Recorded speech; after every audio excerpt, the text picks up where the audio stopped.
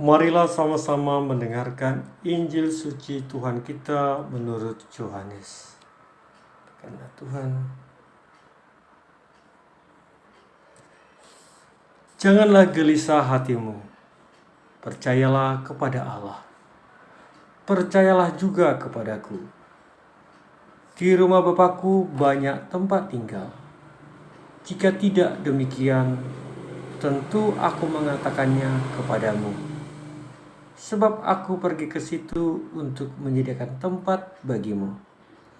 Dan apabila aku telah pergi ke situ dan telah menyediakan tempat bagimu, aku akan datang kembali dan membawa kamu ke tempatku, supaya di tempat di mana aku berada, kamu pun berada. Dan kemana aku pergi, kamu tahu jalan ke situ. Kata Thomas kepadanya, Tuhan, kami tidak tahu kemana Engkau pergi. Jadi bagaimana kami tahu jalan ke situ? Kata Yesus kepadanya, Akulah jalan, kebenaran, dan hidup. Tidak ada seorang pun yang datang kepada Bapa kalau tidak melalui aku. Sekalipun kamu mengenal aku, pasti kamu juga mengenal Bapakku. Sekarang ini kamu mengenal Dia, dan kamu telah melihat Dia. Kata Filipus kepadanya, Tuhan, tunjukkanlah Bapa itu kepada kami. Itu sudah cukup bagi kami. Kata Yesus kepadanya, telah sekian lama aku bersama-sama kamu, Filipus, namun engkau tidak mengenal aku. Barang siapa telah melihat aku, ia telah melihat Bapa. Bagaimana engkau berkata, tunjukkanlah Bapa itu kepada kami? Tidak percayakah engkau bahwa aku di dalam Bapa dan Bapa di dalam aku? Apa yang aku katakan kepadamu, tidak aku katakan dari diriku sendiri, tetapi Bapa yang diam di dalam aku, Dialah yang melakukan pekerjaannya. Percayalah kepadaku bahwa aku di dalam Bapa dan Bapa di dalam aku. Atau setidak-tidaknya, percayalah karena pekerjaan-pekerjaan itu sendiri aku berkata kepadamu.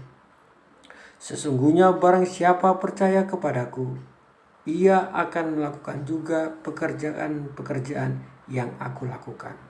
Bahkan pekerjaan-pekerjaan yang lebih besar daripada itu, sebab aku pergi kepada Bapa. Demikianlah sabda Tuhan. Terpujilah Kristus. Bapak Ibu, saudara-saudara terkasih dan rekan muda sekalian, salam kenal dengan saya. Saya adalah Bobi Siahaan atau lebih dikenal dengan Papa Orin di lingkungan Santa Teresia, Stasi Santo Petrus, Tanjung Rawa. Bapak Ibu, saudara-saudara terkasih, pada hari ini kita tadi baru saja mendengarkan sabda Tuhan yang diambil dari Injil Yohanes ayat 14 dari 1 bab 14 ayat 1 sampai dengan 12.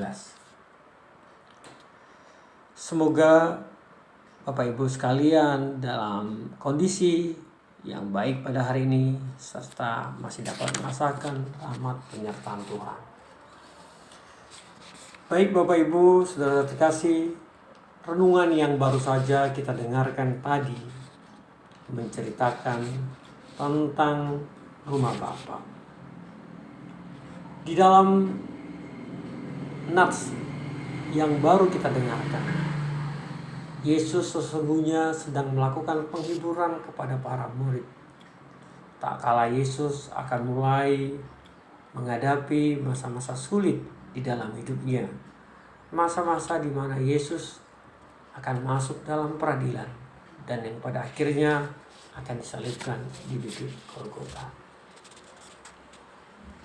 Tuhan Yesus ingin menegaskan kepada para murid dan ingin menghibur supaya para murid tidak merasa kesepian atau tidak merasa bimbang, dan agar imannya juga semakin teguh.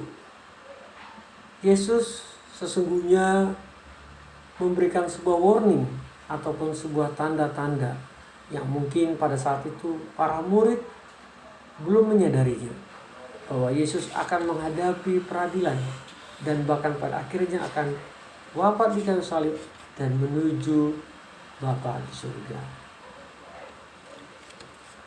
Di dalam perikop ini Yesus menceritakan tentang rumah Bapa, yang kalau kita artikan ini adalah sebagai kerajaan surga.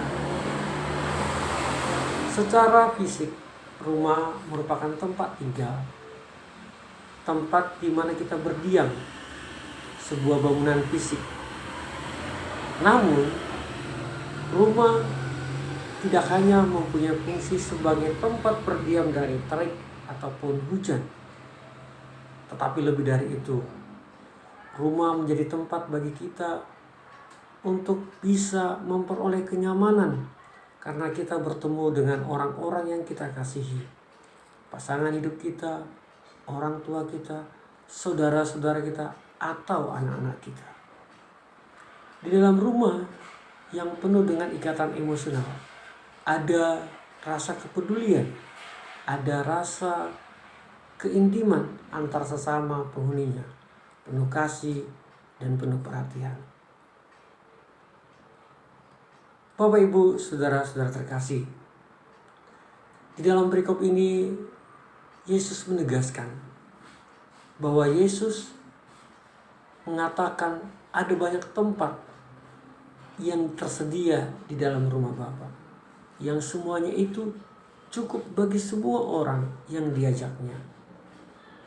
Yesus menjadi sebuah rintisan untuk kita supaya bisa masuk ke rumah Bapa. Ilustrasi ini sebenarnya tidak sulit untuk dipahami. Tak kala kita bisa masuk ke rumah orang yang pemiliknya tidak kita kenal, namun kalau kita mengenal seseorang yang menjadi penghuni rumah itu, kita tentu berkenan atau dipersilakan untuk bisa menikmati kenyamanan rumah itu. Mungkin kita masih ingat ketika kita masih kecil, berteman dengan teman kita, lalu kita diajak main ke rumahnya, sengaja apapun tidak sengaja. Kita tidak mengenal orang tua dari teman kita itu, tapi ketika kita masuk rumah, tidak ada keberatan dari orang tua itu untuk tidak memperbolehkan kita masuk, walaupun mungkin kita tidak menginap. Hal ini sama halnya dengan kerajaan surga. Yesus sebagai sahabat kita yang bisa kita katakan demikian, yang mengajak kita untuk boleh datang ke rumah Bapa, tentunya akan dipersilakan Tuhan Allah Bapa di surga untuk boleh juga tinggal di dalamnya. Lantas pertanyaan yang harus kita pikirkan, bagaimana kita bisa untuk diajak Yesus ke kanan, atau bagaimana kita untuk mengenal Yesus, agar kita nanti diberikan izin oleh sang pemilik rumah, yaitu Bapa, Allah Bapa sendiri, untuk boleh berdiam di dalamnya. Tentu saja lewat hubungan kita yang baik dengan Tuhan Yesus, lewat perkenalan yang kita lakukan, atau lewat perkenalan yang dilakukan oleh orang-orang yang mengenalkan kita kepada Yesus Kristus. Apakah itu orang tua kita, sahabat kita, atau hamba Tuhan yang lain, pastor, suster, dan sebagainya. Mereka yang telah mengenalkan Yesus kepada kita. Lantas bagaimana tanggapan kita? Apakah perkenalan kita hanya berhenti begitu saja? Atau kita semakin lebih menghidupi pengenalan kita akan Yesus itu? Lewat keseharian kita yang senantiasa menyerahkan diri kita pada Tuhan Yesus, mempunyai hubungan yang intim, semakin memperdalam hubungan kita dengan Tuhan. Bahkan di dalam perkenalan kita yang lebih lanjut, tidak jarang dari kita yang akhirnya mau untuk menjadi pelayan di dalam rumah Bapa. Baik itu pelayan sebagai pengurus lingkungan, sebagai pengurus stasi, ataupun sebagai pengurus paroki. Banyak hal-hal yang boleh kita sumbangkan dalam pelayanan kita kepada Tuhan.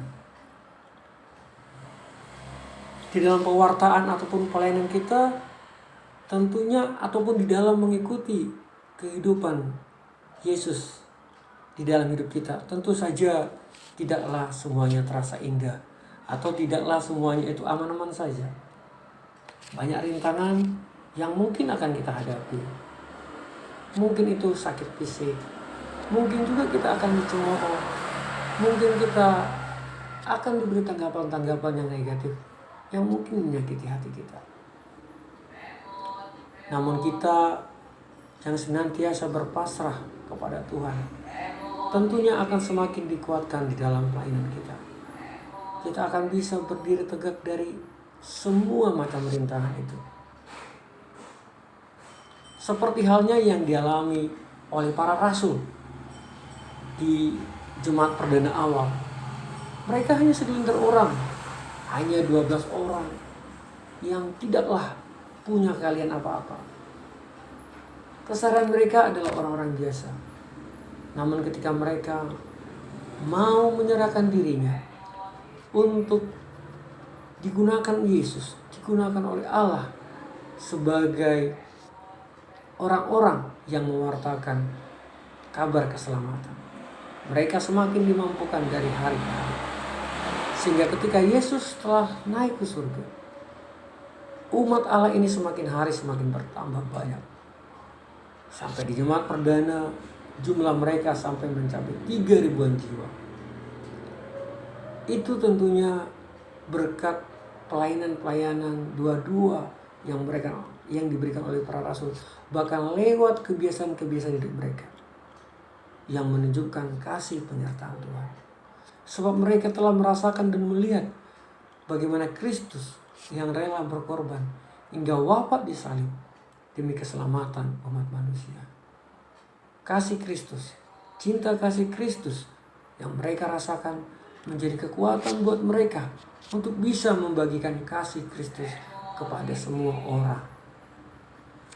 Bapak, Ibu, saudara-saudara terkasih, kita pun yang sudah percaya kepada Kristus diajak untuk juga boleh ambil bagian di dalam pewartaan kabar keselamatan itu. Lewat doa-doa, lewat perbuatan kita sehari-hari di dalam kehidupan kita bersama keluarga, dengan rekan-rekan kerja kita, dengan para tetangga kita, dan dengan semua orang yang kita hidupi sehari-hari.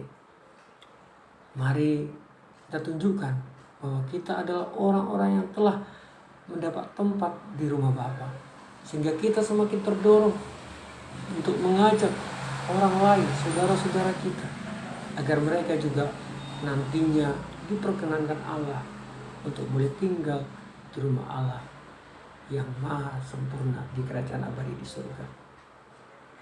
Bapak, Ibu, saudara-saudara kasih, sebagai akhir kata, renungan sederhana ini yang masih jauh dari sempurna, semoga dengan rahmat pertolongan Roh Kudus yang telah dicurahkan dalam masa pembaptisan, senantiasa menguatkan kita, memberikan pengajaran-pengajaran, pemahaman-pemahaman, dan menggerakkan hati kita untuk senantiasa percaya dan pasrah kepada penyertaan Tuhan.